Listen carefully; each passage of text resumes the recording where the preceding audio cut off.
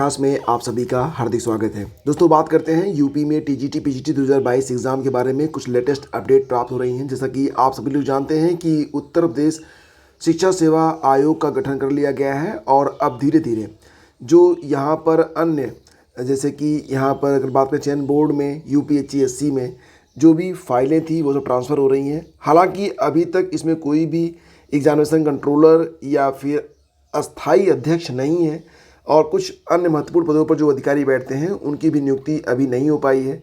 और अब ये लोकसभा चुनाव के मद्देनज़र संभव भी नहीं है कि इनकी अस्थाई नियुक्ति हो सके।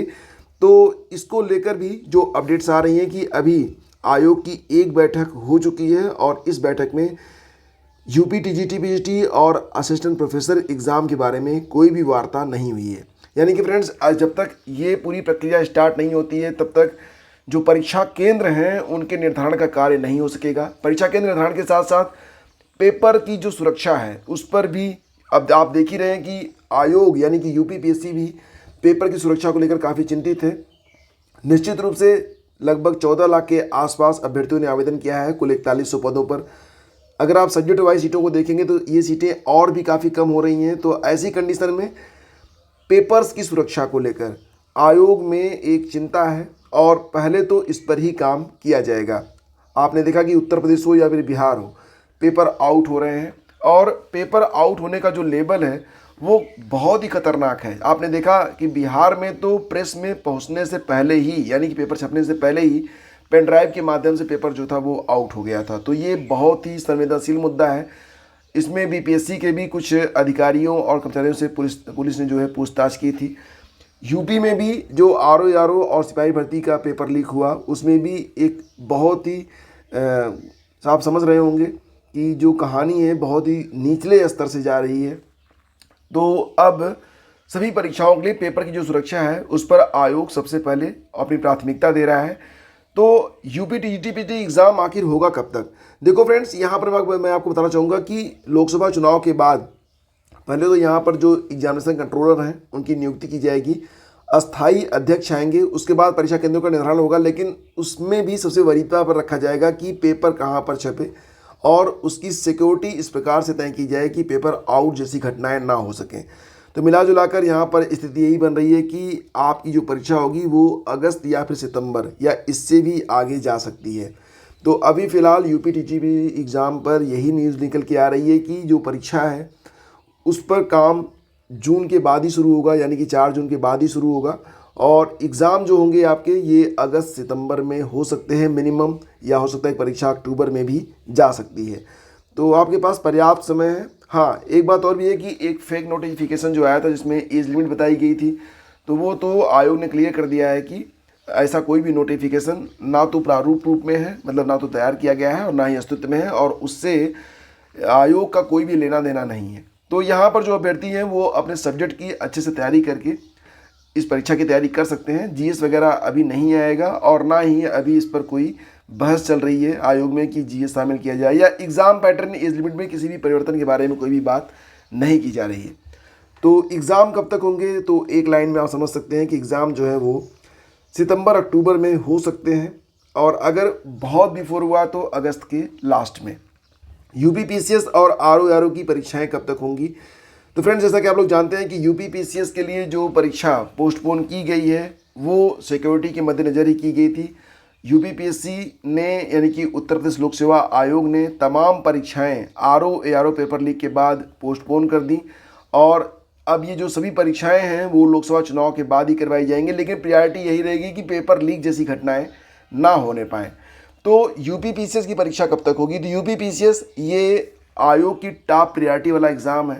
तो आप मान ही चलिएगा कि यूपीपीसीएस की प्रारंभिक परीक्षा ये अपने निश्चित समय पर हो सकती है, यानी कि जुलाई में कहा गया है, तो जुलाई या अगस्त में ये परीक्षा हो सकती है। लेकिन आरओ के बारे में बात करें तो ये परीक्षा सितंबर अक्टूबर में जा सकती है। सितंबर का महीना मान के चलिए मिनिमम, क्योंकि अभी आरओ के लिए जो री एग्ज़ाम है उसकी तैयारी, और पीसीएस के तो पेपर वगैरह तैयार थे तो पीसीएस पहले ही होगा, इसके बाद ही आरओ का री एग्ज़ाम करवाया जाएगा। तो आरओ सितंबर अक्टूबर में मान के चलिए, और पीसीएस को आप जुलाई अगस्त में मान के चल सकते हैं। और वहीं पर फ्रेंड्स एक बड़ी खबर निकल के आ रही है एलटी ग्रेड और जीआईसी साथ साथ खंड शिक्षा अधिकारी के अध्याचन पर। बीएड पर भी आज जो 8 अप्रैल 2024 को सुप्रीम कोर्ट का फैसला आया था, उस पर भी एक बड़ी सुनवाई होनी है। तो आप यहाँ पर सबसे पहले तो ये देख सकते हैं कि तो फ्रेंड्स 8 अप्रैल को सुप्रीम कोर्ट ने ये माना था कि अगर बीएड को बाहर किया जाता है तो एक तरीके से ये राइट टू एम्प्लॉयमेंट और राइट टू लाइफ के अगेंस्ट होगा। तो इसके लिए बीएड के अभ्यर्थियों को सुप्रीम कोर्ट की ओर से एक बड़ी राहत मिली थी, और राहत ये मिली थी कि ऐसे अभ्यर्थी, बीएड के ऐसे अभ्यर्थी जिनकी जो नियुक्ति है वो सुप्रीम कोर्ट का जो फैसला आया था 11 अगस्त 2023 को, तो अगर इसके पहले उनकी नियुक्ति हुई है, तो अगर जिस स्टेट में बीएड के अभ्यर्थी जो है पीआरटी में नौकरी कर रहे हैं 11 अगस्त 2023 के पहले से, और वहाँ पर जो मामला है वो right to subject to outcome नहीं है, यानी कि मामला जो है न्यायालय में नहीं है, और ये नहीं कहा गया था कि जो कुछ डिसीजन आएगा उसके आधार पर यह भर्ती आगे बढ़ेगी, तो वहाँ पर तो बीएड पूरी तरह से सुरक्षित है। साथ ही साथ ये बात भी कही गई थी कि ऐसे अभ्यर्थियों को ब्रीच कोर्स करवाया जाएगा जिनकी नियुक्ति जो है 11 अगस्त 2023 के पहले हो चुकी है, यानी कि पूरी तरह से ऐसे अभ्यर्थी सुरक्षित माने जा रहे थे इस आदेश के बाद, जो बीएड में पीआरटी में 11 अगस्त 2023 के पहले नियुक्ति करके अपनी नौकरी कर रहे थे। तो इसी मामले पर एमपी में आज एमपी हाई कोर्ट में आज सुनवाई होनी है। आप यहाँ पर देख सकते हैं, ये केस नंबर है 13/768/2022। तो मध्य प्रदेश में ये जो मामला है 2022 से ही चल रहा है, और आज फैसले का दिन है। आज फैसला हो जाएगा, क्योंकि सुप्रीम कोर्ट ने तो स्पष्ट रूप से कह दिया है कि बीएड के ऐसे अभ्यर्थी जो प्राइमरी में 11 अगस्त 2023 के पहले से नौकरी कर रहे हैं तो उनकी नौकरी सेफ रहेगी, बशर्ते कि वहाँ का जो हाई कोर्ट है वो इस पर अंतिम निर्णय करेगा। अब मामला सब्जेक्ट टू आउटकम है या नहीं है, या किस प्रकार से चीज़ें आगे बढ़ेंगी, ये स्टेट हाई कोर्ट को ही तय करना है। तो मध्य प्रदेश का जो भविष्य होगा, जो फ्यूचर होगा, वो आज उस पर डिसीजन आ जाएगा और इस पर आज सुनवाई होनी है। निश्चित रूप से अगर मध्य प्रदेश के हाई कोर्ट का जो फैसला है वो बीएड के फेवर में आ जाता है तो इसका प्रभाव अदर स्टेट पर भी पड़ेगा।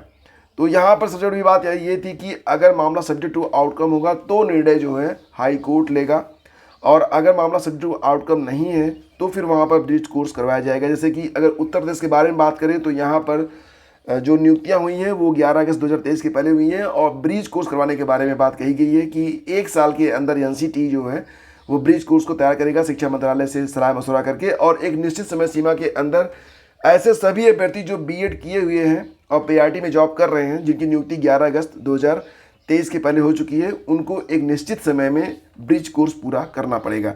फिलहाल मध्य प्रदेश सरकार भी अपना जो पक्ष है वो आज हाई कोर्ट में रखेगी, और देखते हैं कि एमपी में हाई कोर्ट के द्वारा बीएड पर क्या फैसला आता है। शाम तक इस पर डिसीजन आ जाएगा, इसके बाद मैं इस पर चर्चा करूंगा आप लोगों से एक वीडियो के माध्यम से।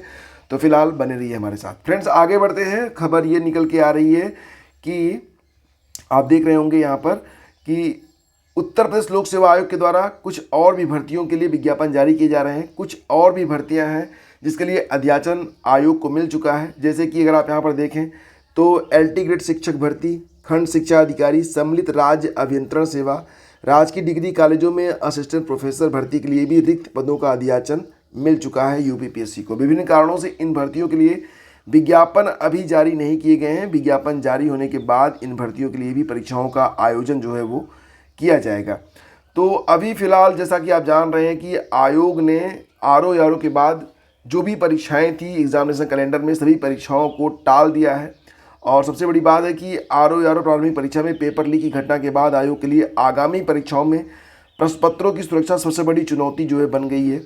तो यूपीपीएससी के वर्ष 2024 के कैलेंडर में जून से लेकर दिसंबर तक 9 परीक्षाएं हैं। इसके पूर्व आरओ की परीक्षा, यूपीपीसीएस की परीक्षा भी अब इसमें शामिल हो गई है। यूपीपीसीएस के लिए भी अभी एग्ज़ाम डेट क्लियर नहीं हुआ है, ना तो आरओ के बारे में, और जो भी चीज़ें जानकारियाँ मिल रही हैं वो आप समझ रहे होंगे सूत्रों के माध्यम से ही मिल रही हैं, और एक अनुमान ही है जब तक क्लियर जो है एग्ज़ाम डेट नहीं आ जाते हैं। तो कई सारी परीक्षाएं हैं और कई सारे आवेदन भी वर्तमान में चल रहे हैं, और सभी आवेदन, सभी परीक्षाओं के लिए आयोग ने बीते दिनों सम्मिलित राज्य कृषि सेवा परीक्षा 2024 का विज्ञापन भी जारी किया था, जिसके लिए ऑनलाइन आवेदन की प्रक्रिया चल रही है।